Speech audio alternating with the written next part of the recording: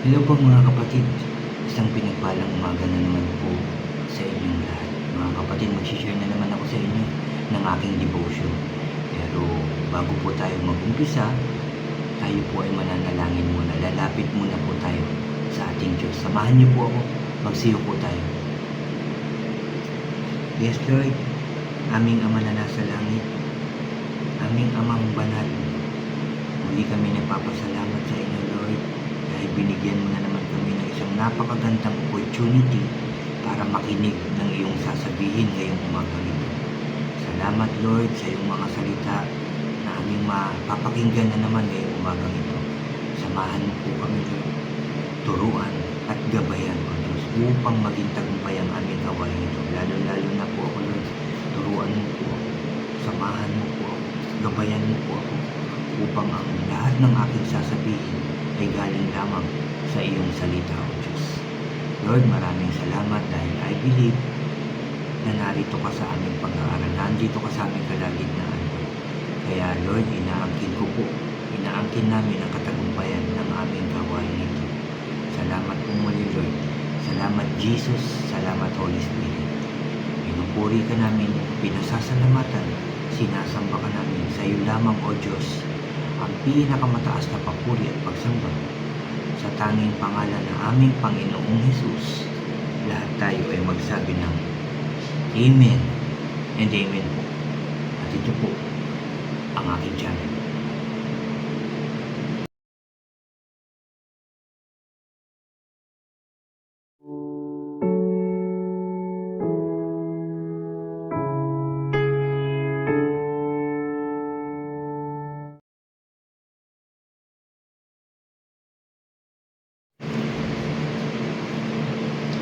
Hello po ulit mga kapatid, isang pinagpalang umaga po muli sa ating lahat.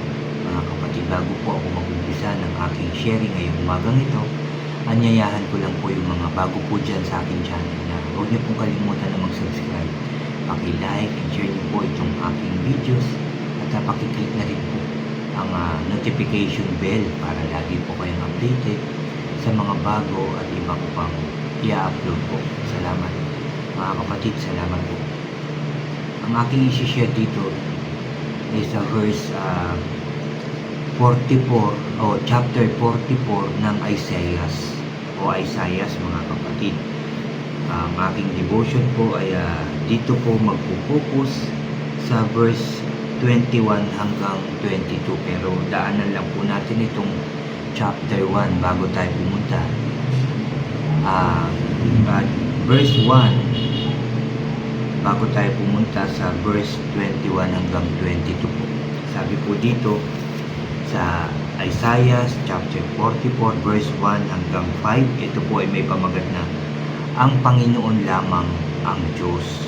At sa verse 5 verse 6, sabi po dito, walang kabuluhan ang mga Diyos-Diyosan. Daanan lang po dito. Ito ang sabi ng Panginoon, ang hari at tagapagligtas ng Israel, ang Panginoong makapangyarihan. Sabi niya, ako ang simula at walang wakas. Ulitin ko, ako ang simula at wakas ng lahat. Maliban sa akin ay wala nang iba pang Diyos.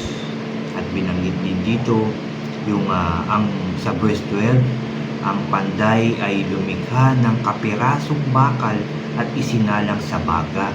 Pagkatapos, pukpukin niya ito ng maso para mahugis rebulto. Sabi dito, nang hihina siya sa gutom at halos mawalan ng malay dahil sa uhaw. Ang karpintero naman ay sumusukat ng kaputol na kahoy. Ginuguhitan niya ito ng anyo ng tao. Pagkatapos, uukit siya ng magandang larawan ng tao sa pamamagitan ng kanyang mga gamit para ilagay ang isang templo. At para may magamit siyang kahoy, pumutol siya ng, sabi dito, cedro, encina at sapphire na kanyang itinanim sa kagubatan. Nagtanim din siya, sabi dito, ng puno ng abeto. Ito yung mga ginamit para gumawa ng rebulto na sinasamba nung panahon ng mga Israelita, yung mga sinasabing Diyos-Diyosan, sabi dito. Verse 18, hindi alam at hindi nauunawa ng mga taong ito ang kanilang ginagawa. Tinakpan ang mga mata nila kaya hindi sila makakita. Tinakpan din ang kanilang mga isip kaya hindi sila makaunawa. Walang nakakaisip na magsabi, ang kaputol ng kahoy ay ipinanluto ko ng pagkain, sabi dito. Ipinang-ihaw ng karne at aking kinain. Gagawin ko bang kasuklam-suklam na ribulto ang nasirang kahoy? Sasambahin ko ba ang isang pirasong kahoy? At dito nga po, sa verse 21 and 22, sinabi pa ng Panginoon, Israel, dahil sa ikaw ay aking lingkod, isipin mo ito. Ginawa kita para maglingkod sa akin.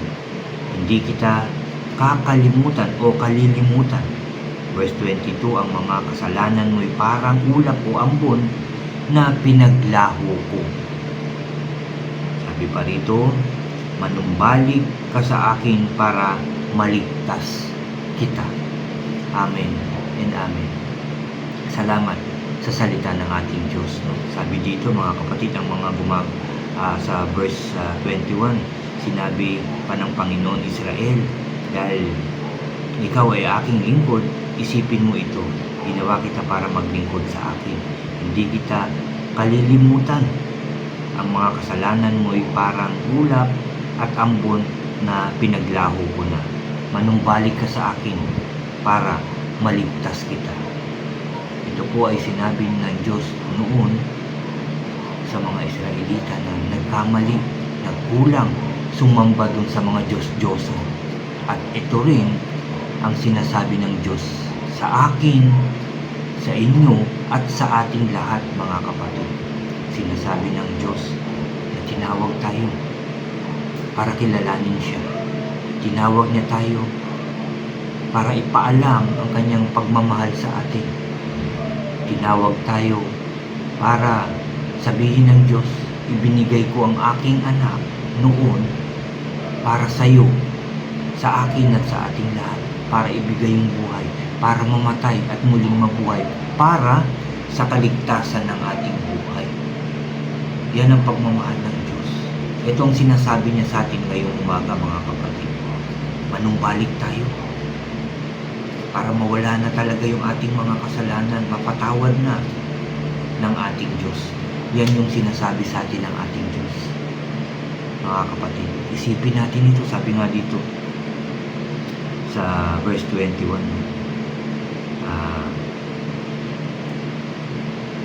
sinabi pa ng Panginoon, Israel, dahil ikaw ay aking lingkod, isipin mo ito. Ngayon sinasabi rin sa atin ito, isipin mo ito. Brother Oji, isipin mo ito. Sinasabi sa atin na tayo'y tinawag ng Diyos. Una nga, sabi ko kanina, para maligtas tayo, para makilala natin siya, makilala natin ang Panginoong Hesus, malaman natin kung ano talaga yung ginawa niya.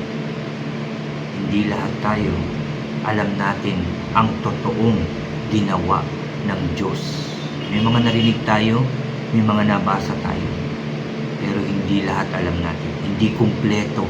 Pero ngayon, ito yung sinasabi ng Diyos sa atin, manumbalik tayo upang mapatawad tayo sa ating mga kasalanan. At tinawag din ang mga taong pinili para maglingkod sa Kanya, mag-share ng gospel. Yung gospel po ay yung ating Panginoon na bumaba dito sa lupa, naghayag siya ng salita ng Diyos, namatay at muling nabuhay para sa kapatawaran ng ating mga kasalanan. Yan ang mabuting balita na hinahayag, tinuturo, sinasabi, pinapaalala, pinapaisip ng ating Diyos sa ating lahat mga kapatid. Ulitin ko lang, sinasabi nga sa atin ngayong umagang ito na lahat tayo ay magbalik loob na sa ating Diyos para mapatawad ang ating mga kasalanan. Ikaw, ako, at tayong lahat ang sinasabihan ng Diyos ngayong umagang ito mga kapatid. Kaya dapat tayo magpasalamat sa ating Diyos kasi maraming salita siyang gustong sabihin sa atin. Gusto niya tayo talagang magsama-sama para makinig ng kanyang salita, para lubusan natin siya makilala, para malaman natin yung kanyang tunay na pagmamahal sa bawat tao. Mga kapatid, mahal na mahal tayo ng Diyos. Huwag natin kalilimutan yan. Bakit hindi natin basahin, pag-aralan ang salita ng Diyos para lubusan natin siyang makilala? Ulitin ko. Mahal na mahal ka. Mahal na mahal ako. Mahal na mahal tayo ng ating Diyos. Yan ang katotohanan, mga kapatid. Lahat ng ating pinapanalangin, nadidinig niya at nakikita niya ang sitwasyon ng ating buhay. Lahat ng ginagawa natin, nakikita ng ating Diyos. Bakit hindi natin ito sabihin sa Kanya? Kung gusto niyong sabihin sa Kanya, alam ko sa mga oras na to, nakikinig ang Diyos dahil pagkatapos na tayong kausapin sa pamamagitan ng Kanyang salita, ngayon naman makikinig siya sa ating sasabihin. Muli tayong manalangin, mga kapatid. Nakikinig ang Diyos. Samahan niyo po ako. Yes, O God, aming Diyos na makapangyarihan sa lahat. Muli kaming nagpapasalamat sa iyong mga salita na aming nabasa na dito sinasabi mo po sa amin. Una na ikaw lamang ang aming Diyos at wala nang iba. Sinasabi mo rin na walang kabuluhan ng mga Diyos-Diyosan na hindi dapat namin itong sinasamba dahil ikaw lamang ang dapat sambahin at wala nang iba. Dito rin, Lord, pinapaalala mo sa amin na kami manumbalik sa iyo. Tinawag mo kami para makilala ka. Tinawag mo kami para sabihin ang ginawa ng Panginoong Hesus para sa amin lahat. Tinawag mo kami para maglingkod sa iyo. Thank you, Lord. Thank you, Jesus. Thank you, Holy Spirit. I pray, samahan mo po kami. Turuan mo po kami. Lakasan mo po yung aming loob para kami magbalik loob sa iyo ng totoo, tama, sa pangalan ng aming Panginoong Hesus. Manumbalik kami sa iyo, Lord, upang kami lahat ay mapatawad. Salamat. Salamat sa iyong mga salita, O Diyos. Salamat sa pagkakataon na binibigay mo po sa amin lahat. And I pray sa pangalan ng Panginoong Hesus, ito'y maihayag, maishare namin sa aming mga mahal sa buhay at sa ibang tao. Sa tulong niyo po at kapangyarihan, magtatagumpay kami. Dahil hindi mo po kami pababayaan, hindi mo po kami iiwanan, dahil yan ang iyong pangako po sa lahat ng tao. In Jesus' name. Thank you again sa pag-aaral na to, Lord God, sa iyong salita. Kami nagtagumpay na naman. Dahil po narito ka't sinamahan, tinulungan at ginabayan mo po kami. In Jesus' name. Thank you, Father God. Nagpapasalamat po ako for all the blessings, guidance, and protection at kagalingan sa lahat ng may sakit at karamdaman. Salamat sa pagkain na nagbibigay lakas sa amin at salamat sa iyong salita na nagbibigay ng kalakasan, pag-asa sa aming mga buhay. Thank you, Lord.